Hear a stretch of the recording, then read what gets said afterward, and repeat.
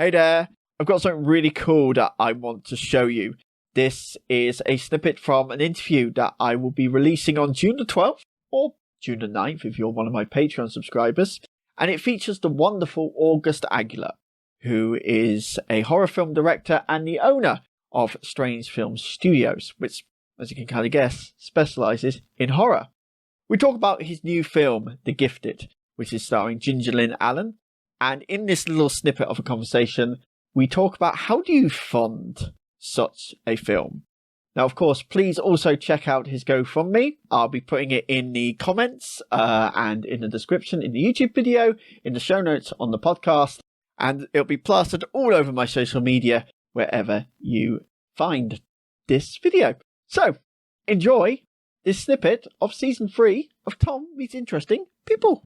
Like that, a lot of it's happy accidents and a lot of it's planned. So I'm going to come back to that in a little bit as well, because I think you've probably hacked into my computer and read my notes, because that was going to be one of my questions regarding the script. So let's jump into the process now. And I mentioned in the intro, you've got your latest film that will be filming this summer. So we can kind of use that for context. Before we really dive into your process, though, can you introduce The Gifted to us? Yeah, sure. So The Gifted is coming out. It's our next feature film. It's starring Ginger Lynn Allen. So she's known for a lot of different things. You know, in the 80s, she was a super big star in the adult entertainment industry.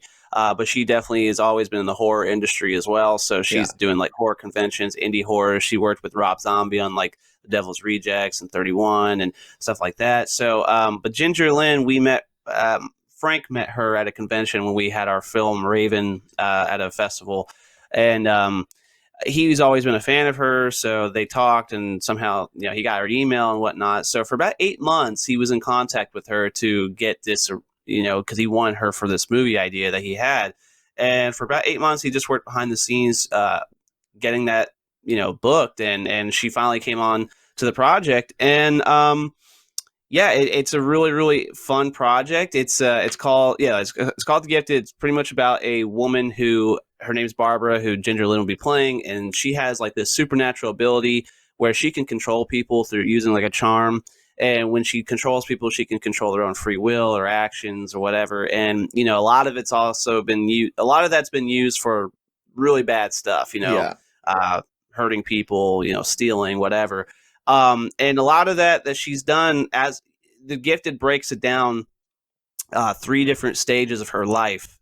So how it sets up is Barbara, who Ginger Lynn is, she's an older woman, and it's just too much.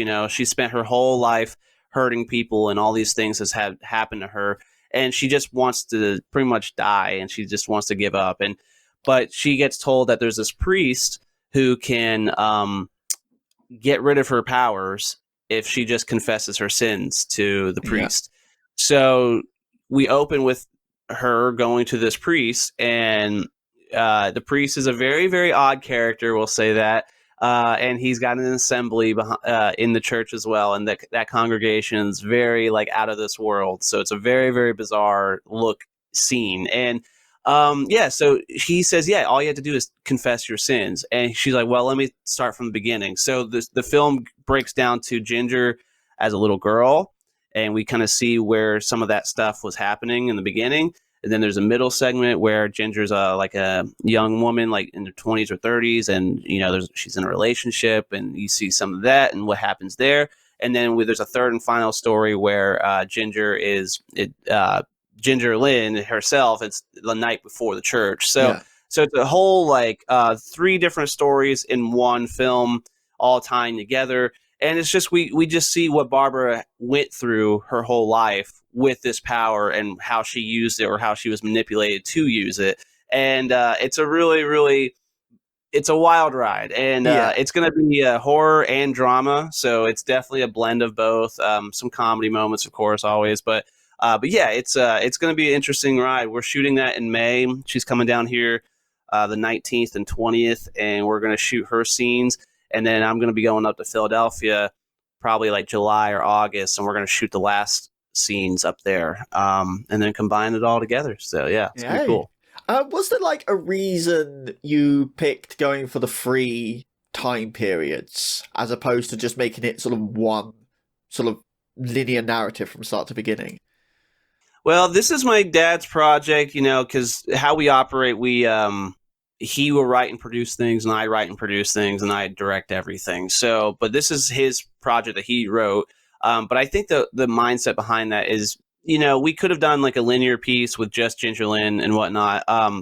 But I think it's interesting for him to, because we always wanted to kind of do something like an anthology, like a feature with an anthology in it. And I think this is a close step to that. So it's a feature film with Ginger kind of telling a story, and we get to see 3 different stories in it, but it's all about the same character. So I think it's cool to see like one character go through 3 different transitions and figuring out, the audience is trying to figure out what's going on the entire time. So I just think it's probably just a different, interesting way to approach a film. All of our films are pretty much linear.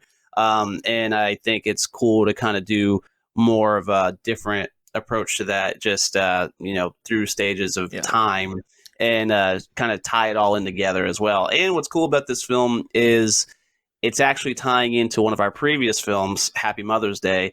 It's kind of like, I wouldn't say a direct sequel, but it's more of like a spin-off of it, which is really going to be fun for people who are fans of our work. Yeah.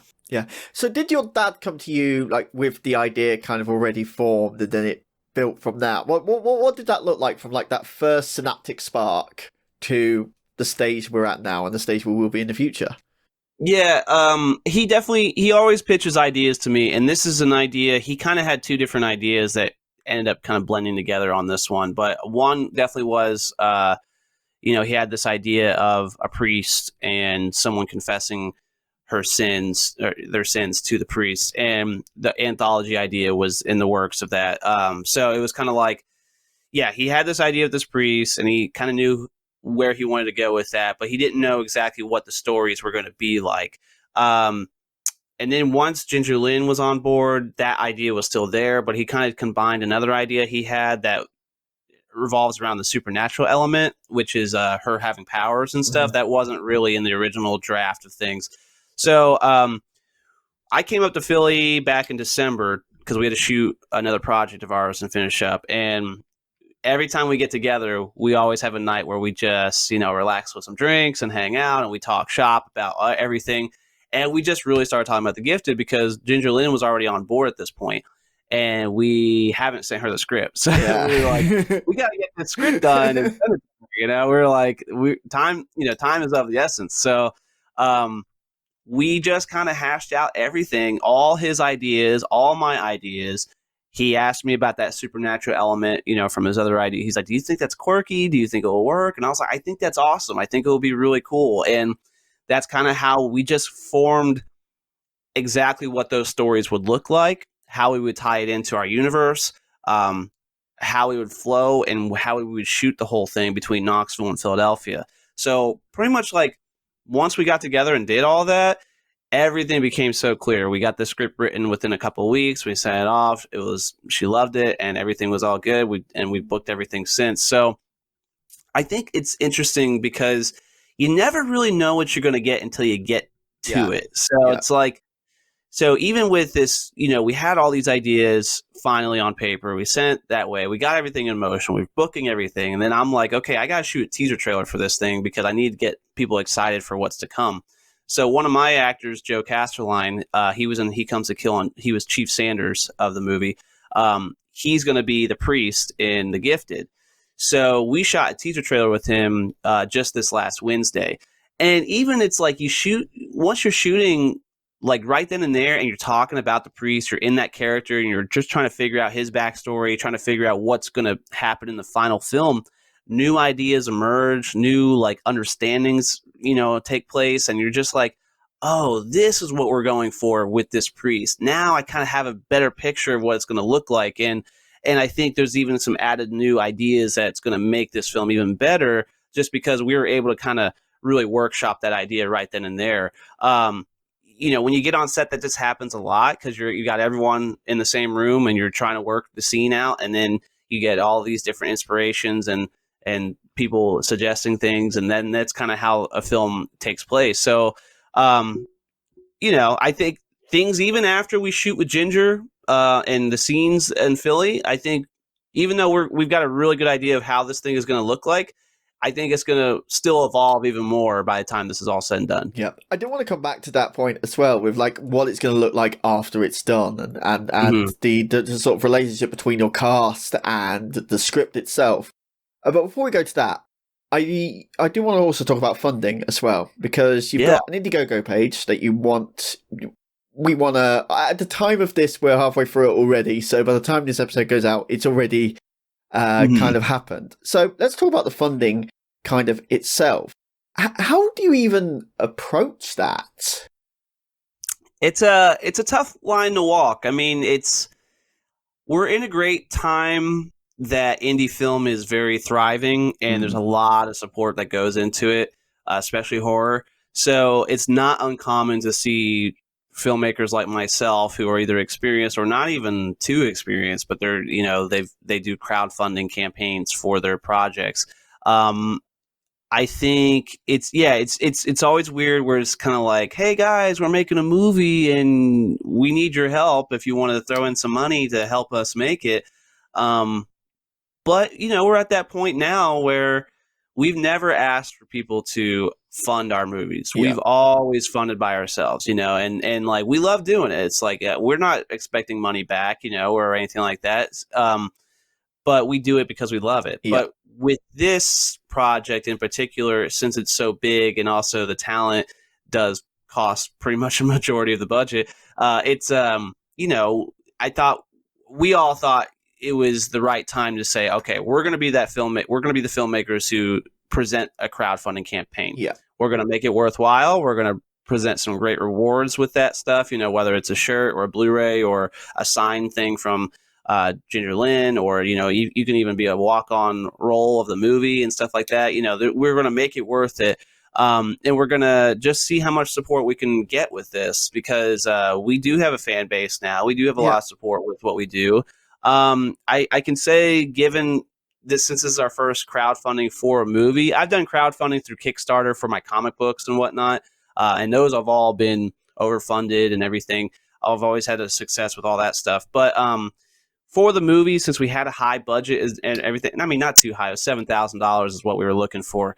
My experience with this first crowdfunding campaign is not going the way I was expecting. It's definitely not like we're not getting anything. We've got a few thousand going in, but it's a learning process, and I take everything as a learning experience. We have to kind of figure out, okay, how do we market the campaign if we're going to do it again next time? How do we, what kind of rewards are people even looking for? Is it the economy right now? Is it this? Is it that? Who's on board as far as talent? Who's all helping promote this thing? It's a lot of different moving parts, and I just think I think if you're in the right mindset with it, and you're trying to give back as much as like you're trying to put in, I think it's worth doing. We're definitely not someone who are like, hey, let's just get your money because this and because we have an idea. Like, this thing is going to happen no matter what. Like, the film is going to come out, and we have everything booked. I mean, we've got everything on ready to go. So it's just one of these things where even if we're going to pay out of pocket again to do this, we want to show people like we're true to our word. We're presenting projects, we're presenting ideas, and we're in a place that, yes, you could help us support. You can, if you want to keep seeing Strange Films grow, like, you are in a place that could help us out doing that. And we're confident asking that thing now. It's not for everything, but for these bigger projects, or if you're doing like a Patreon or whatever, like, we're confident with like saying, hey, this is what we do now. We're at that point.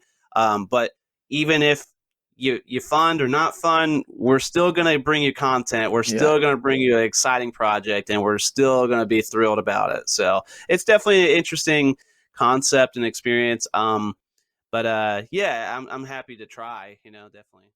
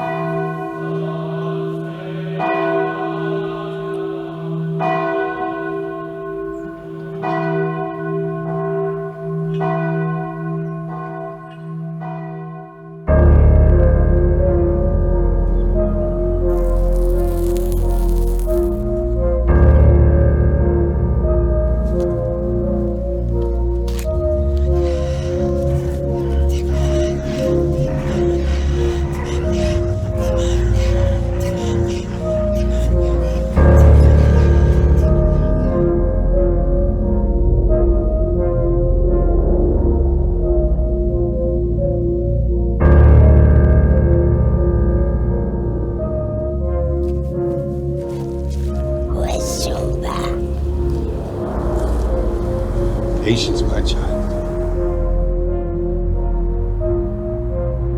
They'll be here soon.